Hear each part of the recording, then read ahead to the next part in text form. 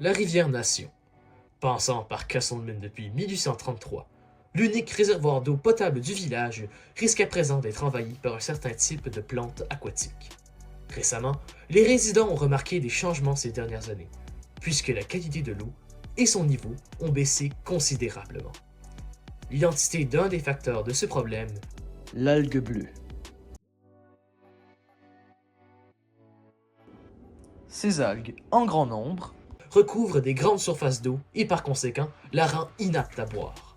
Aperçu pour la première fois au village de Chrysler, il n'était qu'une question de temps avant que l'alarme soit donnée pour Castleman.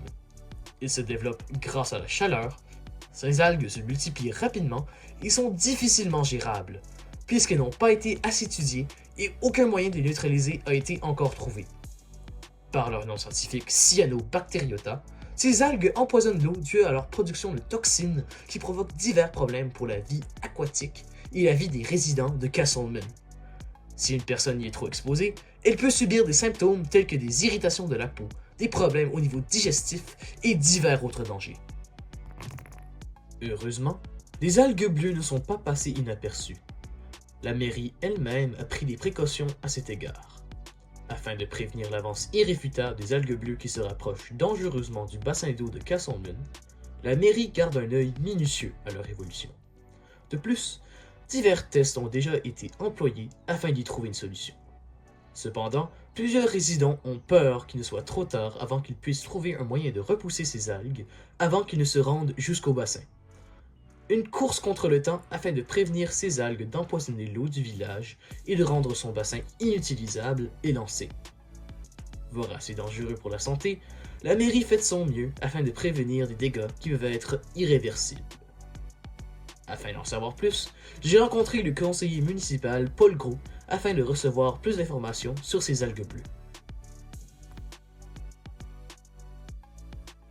Oui, c'est certain, c'est la consommation, c'est interdit à la baignade. Dans la région de Chrysler, en amont, ils ont décidé de fermer l'entrée des bateaux. Non, c'est difficile. On est à la merci de la température, à la merci des précipitations qu'on a eues.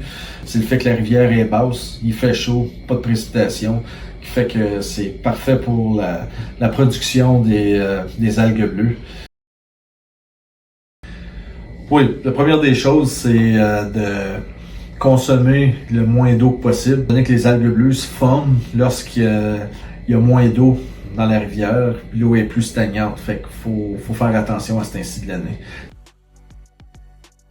Également, les pêcheurs se voient très restreints, les algues empêchant une pêche sécuritaire, les activités sur la nation sont donc adoucies avec plusieurs conditions, voire fortement non recommandées à certains endroits sur la rivière dû aux grandes quantités de ces végétaux toxiques.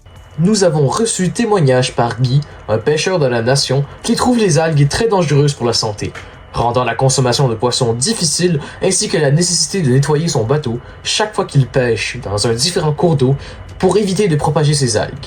Aussi, il mentionne que ce serait très difficile de les enlever, mais plus spécifiquement de les contenir, ce serait une perte de temps.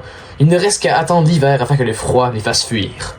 Pour conclure, malgré cette menace visqueuse, il reste encore beaucoup de temps et de recherches à faire pour contrer ces pestes. Espérons que la mairie sera capable d'empêcher la croissance de ces algues et d'ainsi prévenir multiples catastrophes qui planent sur Castleman.